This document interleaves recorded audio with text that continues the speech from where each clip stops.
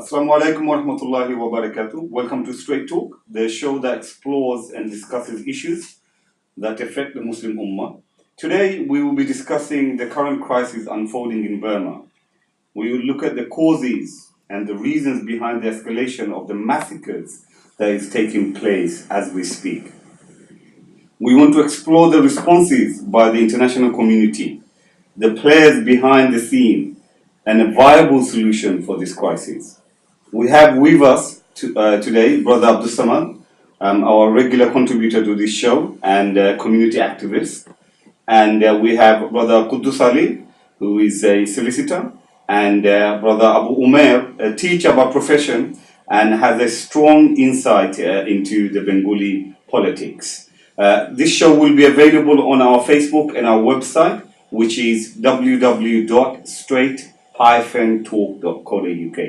And please don't forget to subscribe to our YouTube channel and leave your thoughts and comments, even if you disagree with some of the points discussed today. We would love to hear from you, inshallah, bismillah. So brothers, for the last 6 months, we have seen an escalation of the massacres and devastation upon the Muslims of Rohingya.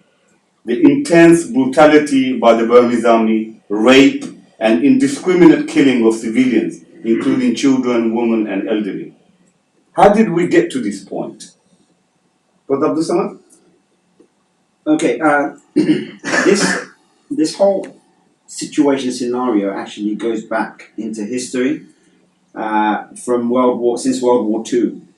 In fact, that the separation of, when the British had left that part of the world, they divided up India, Pakistan.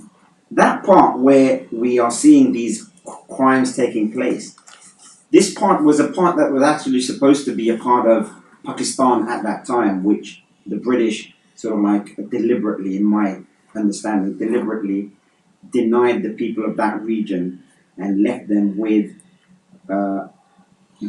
I think I'm going to come to that later on, but I want to know, for the last 6 months, I know it's been going on for a while, but suddenly it stirred up. Why was that? Is it something,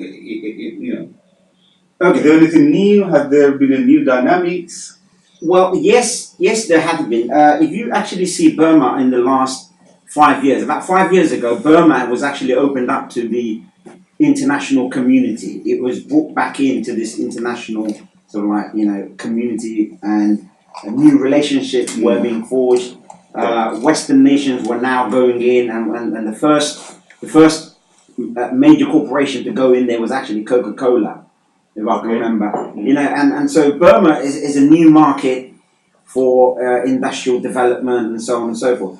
And what we have seen is that the Burmese generals, army generals, have actually given the lion's share of these business opportunities to mainly European countries and the big oil corporations in Europe. And this is one of the reasons why Europe has been very quiet about this whole, crimes against humanity taking place there. And they have, tried to keep a lid on it. And what we have seen is that though there were already ethnic tensions in that region, it was never at this this level. But now what's happening is that there's a deliberate thing by which they're pushing these people out, because they want to clear this land out for big industries, drilling for oil and gas, and timber industry. What's the evidence? The evidences are all over the media. The Guardian is constantly, publishing news, highlighting some of the links between European countries and big corporations, and how they're involved in the sense of, where they need access to this land for drilling and other industries. Let me quickly go to Brother Kuddus. Thank you for joining us today. This one is for you. How did the Rohingya Muslims settle in Rakhine State? Why are they stateless in their own country? So inshallah, what I'll do, I'll just briefly give you an explanation of exactly how they ended up where they ended up. So just some figures. According to current figures, there are about 1.1 million of the Rohingya left in Burma.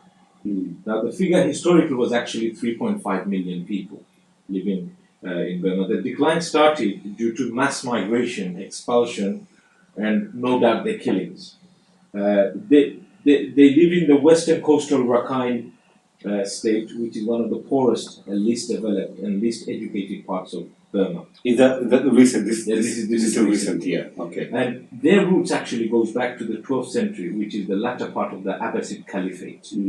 The British, no surprises, they had colonized Burma in 1824 and ruled until 1948. So was that part of India or? Yeah, that part of India. So what the British used to do, used to send the Bengalis from Bangladesh and India to Burma for their agricultural projects, and they would work in the fields. That's how the Burmese people, the Rohingya people, settled in Burma.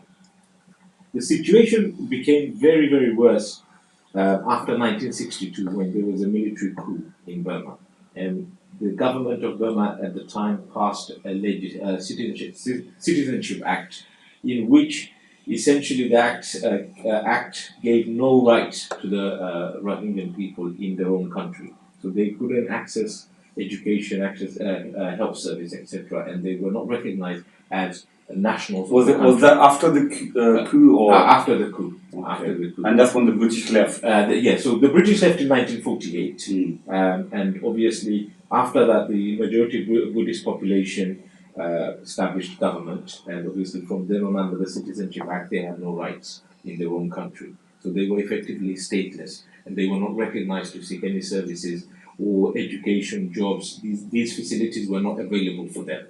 And that continued basically until now. And even now, if you look at it, from 2012 until now, the figures are really quite. Because we did the show last year, and I think it was December or November we did a show on Rohingya Muslims, and it seems that it's gone so bad that we know it was because of the social media that we can see some of those images. Because initially the mainstream media didn't show much, but now, alhamdulillah, we can see a lot of those images, and there's a lot of discussion. Around this. So, what has been the response from what's the reality? Let me come to Brother Abu Omar. Sorry, I didn't go to you. Okay, Assalamu alaikum. You mentioned about how did the Muslims come into this such a dire situation in Rohingya during the last 6 months. But the thing is, I want to actually go much more, behind that, and I want to say that Muslim has been persecuted in many situations. I want to actually first give you an example, a very beautiful example of Bilal radiallahu anhu. When Islam first came to Saudi Arabia, not Saudi Arabia, in Mecca, the Peninsula, even Muhammad sallallahu alaihi wasallam was actually persecuted. When he was praying in front of the Kaaba precinct, you had his enemies throwing, the camel's intestine on top of him, and while he was praying. If this was the case with Muhammad sallallahu alaihi wasallam, even his slaves were actually put on such a dire consequences in terms of persecution. Sumayya, the seventh convert of Islam, was actually killed. You have Bilal, who was a slave, Abyssinian slave. His master would take him out in the heat of the desert and would actually beat him so much and put a big rock on his chest. And this is what's very interesting. They would actually say to Bilal that, "Oh Bilal, revert back to our way of life. Denounce your God, and come to our faith or our ways of life." And Allah actually beautifully says this in the Quran. He says that, all you Muslims, it is not you that they hate. It's what they hate is that you believe in Allah and His Messenger. It's the message that they hate. It's the message that they hate. It's the way. It's your message. It's what you. Is how you actually carry yourself in this world that they hate.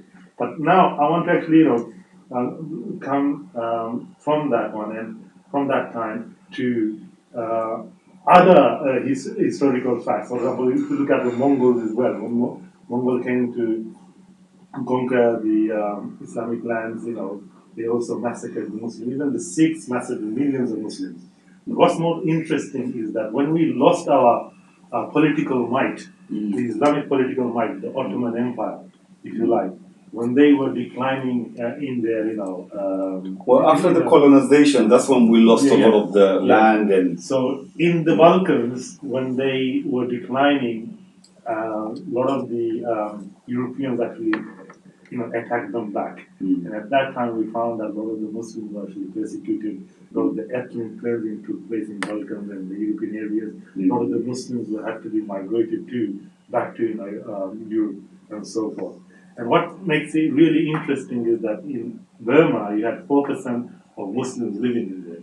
And these Muslims, they took special places in that society. They were participating in the army, they were participants within the government, and suddenly, like the brother was saying, that in 1962, when the army took over the country, they were demanding that the Rohingyas, in order to actually maintain their status quo in citizenship in Burma, they have to prove that their ancestry belongs.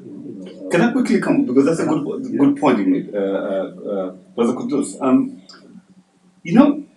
If they were living there for so long, why did Britain not give part of this land to Bangladesh, or at that time Pakistan? Why did they separate it? Because they spoke Bengali, or do they speak Bengali there?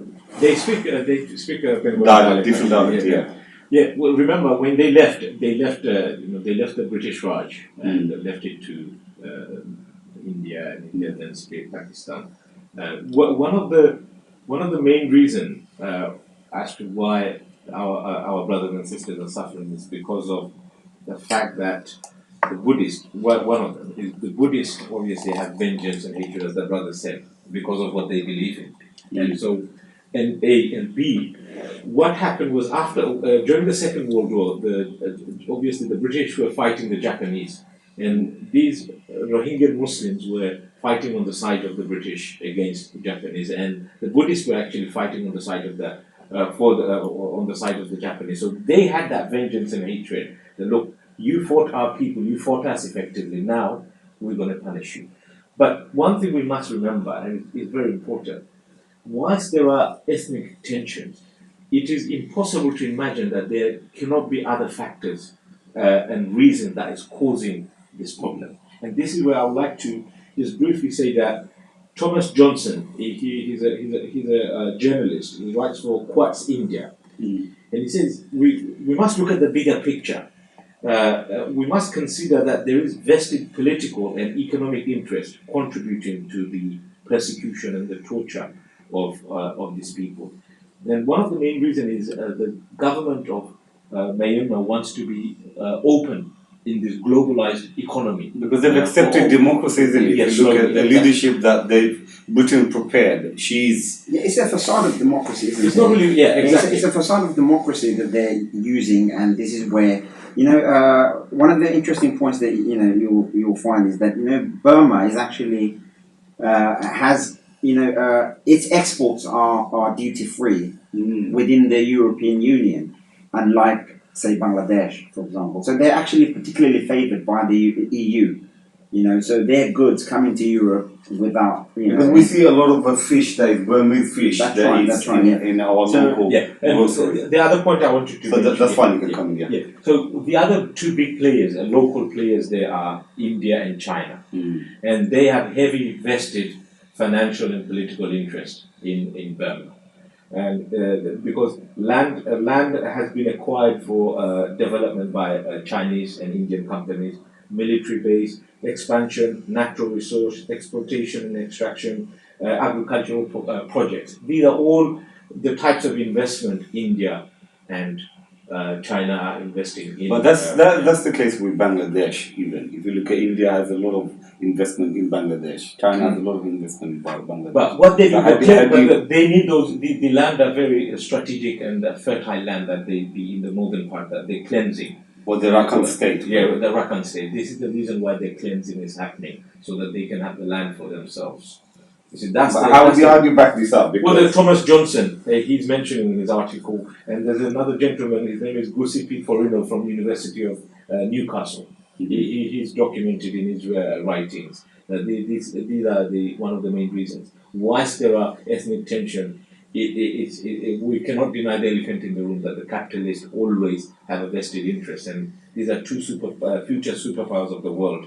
And it's happening in under their watch, and they're not doing anything. There is a reason. That's an interesting point, because Abdus, you actually, you came to that point. I stopped you because I wanted to get a background from Kuddus Ali. I mean, what's the reality? What's your take on this? So you can see, like Brother Kuddus mentioned, there is a lot of economic interest for these European countries. If you see Britain has a very sort of like a strong hand in this. Britain has been training the Burmese army. Right, and even at the time, or while all this thing was happening, all these massacres were taking place, Britain was continued to sort of like arm and train these armies. I mean, some argue that BBC was quite late. So BBC. So you see all the Western major news organisations. They actually they tried to sort of like keep a cover on this. Like you said previously. It's only through social media a lot of this thing has come out, and now that the vast sort of like cleansing has already taken place, now you find BBC and other news organisations are now talking about it, because they need to put an end to this, or they need to sort of like finalise this whole thing basically. Yeah? So now they're talking about, oh yeah, there are some crimes against humanity, but there's tension on both sides, and they're trying to sort of like make out as though there's some sort of like balance to this thing, and it's not as one-sided as a lot of people like to project it, but it is clearly very, very one-sided. Okay, a very important point. Let me just go back to Kuddus Ali. What has been the response from the international community? Because obviously you discussed some of the journalists and how they recorded. But what's the international UN and Unfortunately, if you look at it, obviously decision makers they are affected by mainstream media naturally. Yeah, so if there's a but are they though? That's right. So now one thing that if institutions like BBC, CNN were to jump up and down, make a noise about it, surely the policy makers will take that into consideration. However, the fact is they're not. The mainstream media is mute on this, and there has been some campaign by United Nations. They're saying that this is it's a textbook definition of genocide and ethnic cleansing. But in reality, what have they done? They are not going to do anything because of various Western. So okay, let me pose another Muslim question. lives are not important. I mean, If you look at that's Syria, subjective though. If you look at Syria, if you look at Iraq, if you look at let me pose this question. Well, you just need to contrast that with. Let me pose this question. Finish that. Sorry, I'm going to come back. Hold your thought. C.J. Weller is another columnist from Middle Eastern Eye, and he's of the same view that look, Muslim lives are very cheap, unfortunately, across the world. And he's campaigning for rights of Muslims, and he's not a Muslim himself. My question to you is that UN sends its army and its protection in African countries, some of the Sierra Leone and some of the other countries, Kenya here. You'll find the representative of UN. So you have a Bangladeshi army, Pakistani army, all of this stuff. Why are they not sending that to sending these armies protection for? Yeah, the answer to your question is China. China and India, America and Europe will object.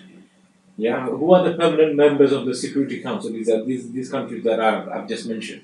So they are going to block any kind of resolution to go into, and it's not going to be in the economic interest for United Nations to do anything without these members of the Security Council. What's your thought on United Nations of the soil? Well, this is what it is. When we talk about international community, we really need to again understand what is this international community. Who are they? And these are actually the permanent members of the Security Council. These are capitalist nations, Western nations, effectively, and everyone else is just just bystanders. bystanders. They are just signatories to this organization, and effectively, it's these countries, these nations, they make whatever decision and they act when it is within their interest. Other than that, United Nations has no real army, has no real power or authority to actually do anything. Do you see? I mean, so the example is, I mean, United Nations. No. If you look at some of those African countries, yeah, they did, they've sent their. It may not have this army, but it was a coalition, isn't it? Yeah. Yeah. So the bottom line is, if the Western nations, if those permanent Security Council members do decide that in certain situations we need to act militarily, then UN can organize that, because that's the point. They can organize it effectively. They can only if these nations are going to sort of like sanction that. So do you see? So let me get to Brother Abu. No, just one last point. Okay, I mean, United Nations has passed hundreds of resolutions against the state of Israel in favor of Palestine, but what's the net result of that? It's nothing. Do you see? So this is the point. So now the point that I want to make is that we must recognize UN for what it is. It's just a talking shop for the nations, the Muslim nations. It's just a talking shop for the Muslim nations. Brother Abu, let me go to Brother Abu because he's been quiet for a while. Let me get him to say something. Come on, Brother Abu. I mean, we've seen massive rallies in Bangladesh. I mean, I was really shocked to actually see the oceans of people, downtown in Dhaka, protesting about the massacres of Rohingya Muslims. And it is because of such a large-scale demonstrations throughout the Muslim countries, we found that the head Secretary General of OIC, demanding that the Muslims unite, and one of the things that they suggested is to actually send some collection of people to Burma and investigate what's really happening over there. But this is really pitiful to actually come from a Secretary General of Organization of Islamic Conferences. These are nations or Muslim countries, and not all of them are weak. A lot of them are very strong. Like for example, Turkey and Saudi Arabia and so forth. And we found that, for example, Saudi Arabia, they actually went and intervened in Yemen. They took their tanks and helicopters and aeroplanes and killed a lot of the Muslims. But when it comes to helping helpless Muslims in Rohingya, there was no action whatsoever. We also found, for example, when the Muslims were actually coming to the shores of Bangladesh from Burma, we found Hasina giving instructions to the troops to actually push away those those refugees back to But I mean, come on, to say that recently Hasina actually supported, she went into UN and she gave a very lengthy speech, and she was saying how, we may be a poor country, but we're willing to share. Yeah, but let me finish. I've got a specific question for you, Abdus. I find it very, very, what shall I say? I question such a position of Hasina at this moment, when all the massacres, most of the massacres has finished. The Muslim has been actually displaced from Myanmar. We now find charity organizations, chanting, and they're in uproar. We find that a lot of the Muslim countries leaders are now speaking about it. But this incident happened, since 2012. In June 2012, when a lot of the massacres were happening, the brothers were saying there was a media blackout. Let me stop here, Brother Abu. Let me stop here. Abdus, I've got what has been the response of the Muslim countries, especially we know that Erdogan has sent his wife with aid to Bangladesh. Okay, if you give me a moment, I'll answer this. No, because this is linked to what Abu is saying. I want to really go into it. Let's put a perspective to all this here. Right? The situation is this, yeah. There's economic interest in that region. There's a group, group of people. There's a group of people that are occupying this land that needs to be cleared out. Right? European powers, China, India, they need that part cleared out. So they are ethnically cleansing that part of the world. They're pushing these people. We discussed this. Yeah, we discussed this. Yeah. Right?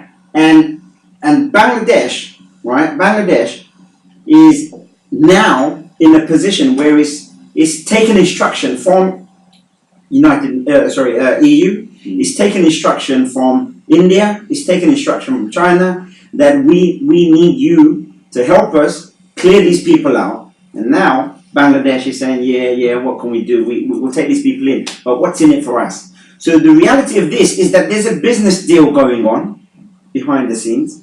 The deal is Bangladesh is saying, we're going to take your mess, the mess that you need cleared out from that part of the world, right? And what is it that we get out of this? So EU is probably going to pay Bangladesh a certain amount of money. EU has asked Turkey to also, partake in this clear-up operation.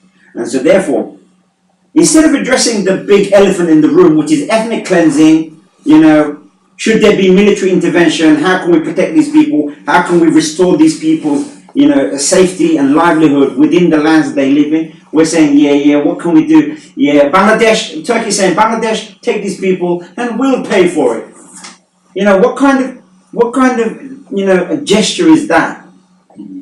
All I can see coming from Turkey is that they have taken on the dirty work of the EU. Some would argue that, look, what can they do? Turkey can't do much. Turkey said they will send aid. He sent his wife, to moral support, to show the support. So this is good enough, isn't this? At least they're doing something. Can I say something? Yeah, sure, go for it. Turkey has one of the world's advanced militaries and has the second largest army in NATO. And you say, what can they do? Where there is a will, there is a way.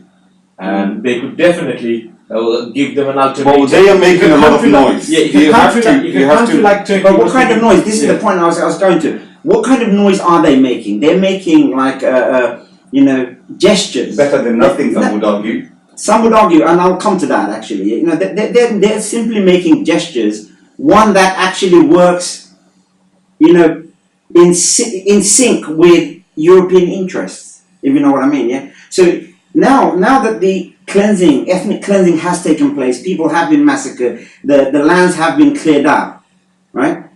What Europe needs to now put a lid on this.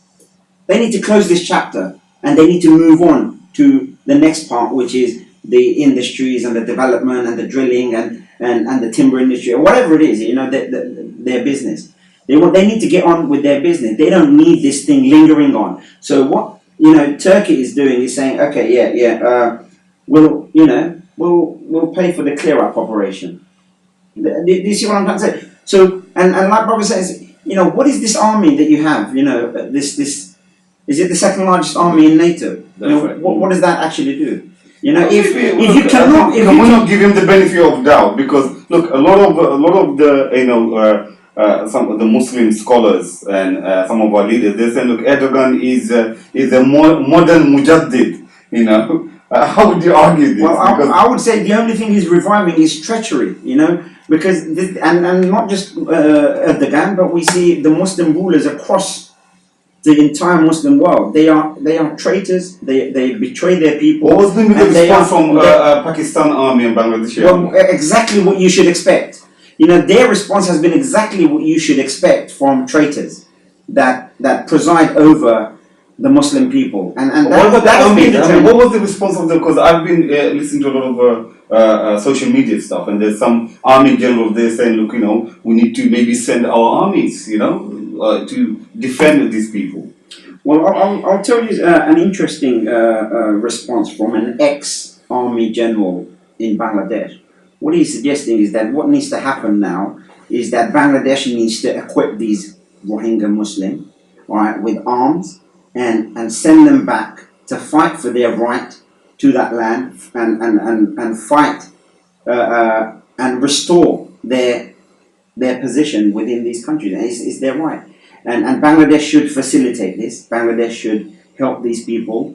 Is that a loner though, or is it a majority of the armies? No, I'm just saying this is just one one proposition from an ex-army general in Bangladesh. But to me that seems like a very reasonable thing to suggest. Why couldn't Turkey even suggest something like this? Do you see the point? Why could, if if Erdogan was a mujaddid who is helpless, right? What prevents him from even making that suggestion? Why is he saying that, hold on, Bangladesh, take these people in and we'll pay for them? What does that mean? Do you see? Okay, let me hold you there. Kuddus Ali? Yeah, just wanted to say the Hasina government in 2007, she said she would take the Rohingya people in and she would put them in a small island called Tengachar, an island of the Bay of Bengal. Now, listen to this.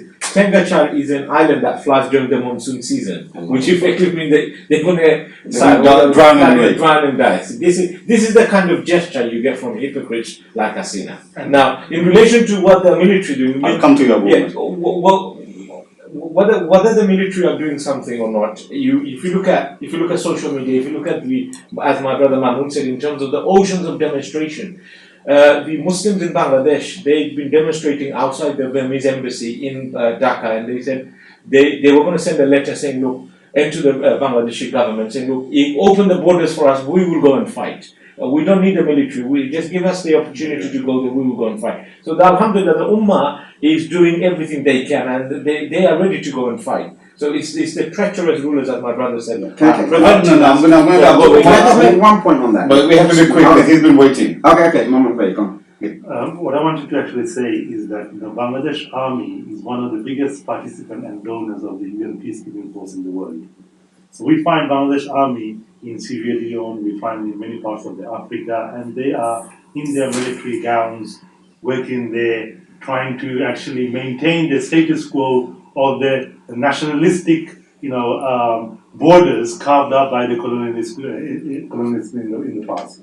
So they have the right expertise, they have the right gears and ammunition and so forth. They could easily go there and actually help those Rohingyas. But we don't find anything, like what was saying. What is stopping these armies from actually helping those Rohingya Muslims is the leaders and is the nationalism that is being entrenched in the Muslim world by the colonialists in the past. But however, we find that the Muslims are so brave that they're saying that we will willingly go out there and we will actually help those Muslims over there. And though the brother has actually said that maybe it's better to actually, some suggestions were maybe better to arm those Muslims to go there and fight. Yes, I think it's not the right solution. The right solution is Muslim countries sending the armies okay, and making sure that these Muslims are placed back into Burma and created a fly zone. What we find when it comes to superpowers of the world, we find that they create a fly zone, isn't it? No fly zone. No fly zone over Iraq or over Syria, Libya or so forth. So this is just a divide and rule tactic by the colonialists. When a separatist organization such as maybe Kurds or other, they want to actually take independence from a already carved up, already nationalized country such as Iraq, they would say, okay, we'll put no-fly zone. But when it comes to Muslims, which has been massacred in Burma, babies have been burnt alive, their homes have been burnt alive, we don't hear such solutions. Sorry, I'll do some of these. See, the point is here, what we need to have no doubt about, is that the Muslim rulers have no political will to actually act in the interest of the Muslims. And this has been demonstrated by Erdogan, this has been demonstrated by the Saudis, the Pakistani government, the Bangladeshi government as well. And if we start to make excuses for these people, and then really we're shooting ourselves in the foot, really. Okay, my question. I think we've entertained this quite a bit. I want to ask you a specific one actually. If there was a similar crisis in the Western world, how do you envisage the response to be? Abdus, go for it. Yeah, that's a very important question. I just want to share an example with you. Look how they respond. For example, on the 9th of August 2017, when this stepcat chap from North Korea, Kim Jong-un, threatened to target a small land of Guam, which is not even mainland US territory. It's an island. What did Trump say? Well, I will just paraphrase exactly what he said. He said, "Look, if Mr. Kim Jong-un was to was to attack Guam, North Korea basically North Korea will face US with fist and fury that the world has never seen before. But that's Trump, though. That's right. But what is our country doing? We've got 55 Muslim countries in the world. But they're not some would argue they're not superpowers. Any superpower who holds a military might will speak like this. No, nothing to do with that.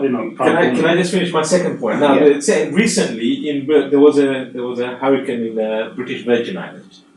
As soon as the hurricane took place, the next morning, Britain sent 1,200 troops with helicopters and aircraft to assist with the relief efforts. And then on top of that, they sent aid of £32 million. And Boris Johnson was there the next day. And even then, the people were criticizing, the British people were saying he didn't act fast and robustly enough. Because they were comparing, I was listening to this actually, they were comparing with Spain. And they were saying Spain and Italy, they were very fast to react, whereas Britain was slow. And that's why I think this is a very important point, that that the Muslim world reacts like this. And when it comes to the Western world, whenever there's a natural disaster or there's a war, you find that they have solutions on the table, or they have a practical principle. Abdus, I mean, you're grinning. I want to know why. Can I just finish this point? Sorry. Okay. But this is, I just want to qualify what I've just said. Remember, the Muslim community, Alhamdulillah, whether in this country or abroad, they're very generous. The moment this crisis happened, immediately they took their hand in the pocket and started donating. And there's been a lot of relief efforts and charity, Alhamdulillah. So there are good work going on. However, these are not the solution. I mean, let me come to Abdus because I want to know. I think you want to explain to us. I want to explain this point if I can, inshallah. We always talk about the weakness. We talk about our weakness and we talk about their strength. Yeah, and I think it's important that we look into this a little bit deeper and try to understand. When we talk about our weakness, what is this weakness and where does it come from? Is our weakness the millions of people that marched in Bangladesh? Is it our weakness that millions of people sent millions and millions of pounds and dollars and euros to help these people out? Was that our weakness? Or was our weakness coming from our rulers who were denying any real representation of our people? Is our weakness our army sitting in their barracks? Or on some mission in Sierra Leone, like the brother said? But they can't see their Muslim brethren dying persecution from these Buddhist extremists, and that they could do nothing for these people, on their borders.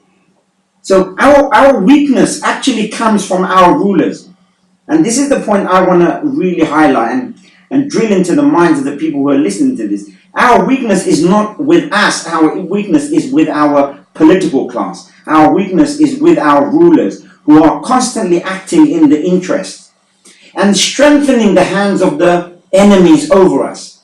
They are constantly facilitating, aiding, helping the enemies to suppress, to kill, and destroy our lands. This is what they're doing. Look at Turkey now. Turkey is facilitating Russia with airspace to go and bomb in Syria. Does that action strengthen the Muslims, or does that action weaken the Muslims? Turkey, without any request, flies its airplanes to put out the fire in Israel. But then it says it's weak, it can't do anything for the people of Gaza when Gaza was in flames. Well, its own flotilla was actually attacked by Israel as well.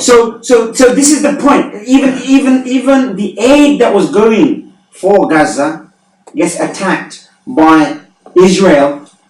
But how does Erdogan respond and react? He goes out to put the fire out in Israel. So now the question is here, we can talk and make excuses for these rulers, but we have to really identify that they are constantly giving lip service to the Muslims, but they act for the enemies. Okay, let me. In contrast to the Muslim rulers, we've seen the overwhelming response of concern and generosity from the Muslim Ummah, like you have highlighted, where people are sending sadaqah, aid. Is this enough, or can we as Ummah, general public, do more? We can. Yeah, I mean, this is not enough. Alhamdulillah, this is good. It's a commendable action. Any charity is commendable and is recommended, and we get reward for it. Alhamdulillah. However, we need a like-for-like proportionate response to this solution. And what we can do, we must have these militaries in our countries. They are from us, and we must have families, friends, and we need to amongst our network of people, we need to mobilize, create discussions. In whatever method we can to approach and access the military to discuss and mobilize them, because at the end of the day, this is a military solution that is needed. Unfortunately, no matter how much aid you send, you would not want to be able to solve the problem. It's a permanent. Can I just make one point? Yeah. You know, the irony is this. Yeah. You know, Muslims are politically very naive. You know, unfortunately, politically, we shoot ourselves in the foot all the time. These very same people who are feeling the pain of the Rohingya people this minute, these very people who are actually sending aid and even traveling over there to help the Rohingya people, these are the very same people that unwittingly then support these power structures. Like Erdogan. So on the one hand, they are trying to help the people of Burma, but then they're also supporting the people like Erdogan. And these people like Erdogan, they are the cause of our weakness and the strength of the kuffars over us. And this is where they politically don't understand this situation. And they on the one hand, they're trying to help the Muslims, and on the other hand, through naive actions, they are supporting people who betrayed the Ummah as well. They're aiding their That's right. So, until this trend changes amongst the Ummah, with the Muslim community, and this is where the Muslim community need to be educated politically, and they need to be aware, and they need to have a sound understanding of the actions and the crimes that are being committed by our rulers. We will continue to suffer situations like Syria, like Burma, like Iraq and Afghanistan and so on. Brother Kuddus, I mean, Abdus made a very good point, saying that we should politically be active. Does it mean that we should petition the British government? We should, go to them and ask them for help, and go to our MPs and get them to raise it in the Parliament? What do you think? Yeah, I mean, we become sometimes because we become very emotional, because this is a very emotional and a sensitive issue. Our brothers and sisters are being killed. But what we must not become is naive. And I just want to make a point here. If you look at historically, Rohingya coexisted with the Buddhists, as Brother Omar said during the Mongols' time. Just as Muslims in India ruled the majority Hindus and coexisted. The trouble started after the British colonization. So it is no different in Iraq with Shia Sunni Kurdish division at present.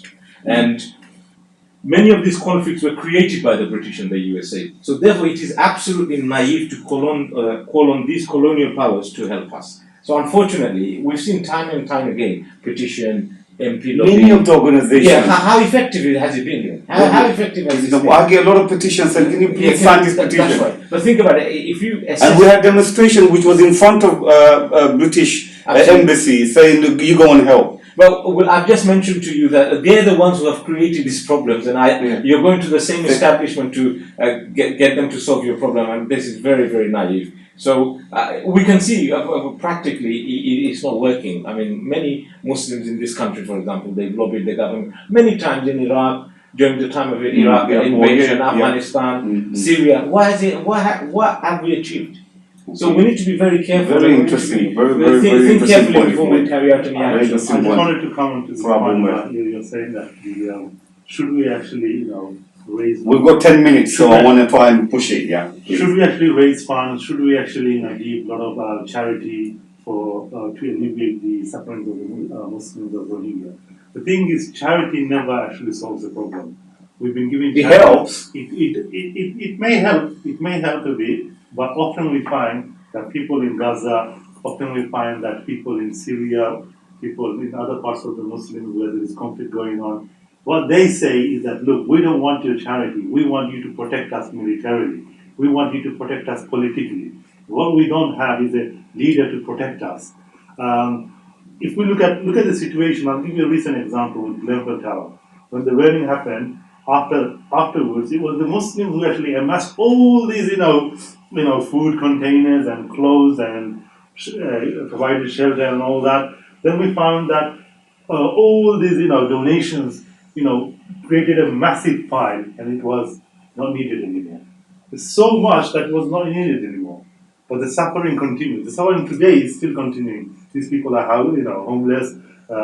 Why did the fire occur? What was the cause behind this fire? This sort of questions has remained. But on top of that, recently I've been actually responding to a WhatsApp message where we were actually asked to actually donate clothes and nappies and food tins and etc. But when I went with my carload, I only took about one bag in London in a Barra over there. When I went there, the guy goes up outside the mosque that, brothers, stop. We don't need any more of your bags. Can you go and return? Go back, please. We got too much. This message has gone viral and we don't know what to do with this. So clearly, and I shouted over there. And I said, look, you're so apolitical that you only talk about charity. Whereas what Muslims really need, Muslims really need a political solution to their problems. Sorry, you wanted to charity. Yeah, the example. That's one example. I just want to cite another example. If you look at the situation in Las Vegas, only last week, we saw immediately after the incident, people in America, thinkers in America, activists in America were talking politics. They were saying, how do we address this problem? Should we bring in new gun laws? Should we change the legislations? How do we address this? So they're thinking, politically in order to solve this problem. They weren't saying, oh yeah, we need a lot of charity and blankets and money for these people who are suffering and victims.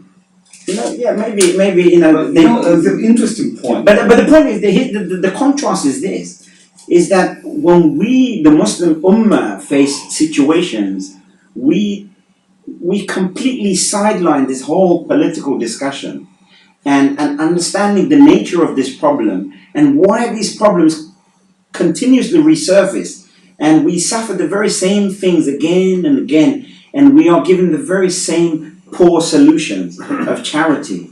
Okay, what's the Brother Kuddus? What's the long-term solution?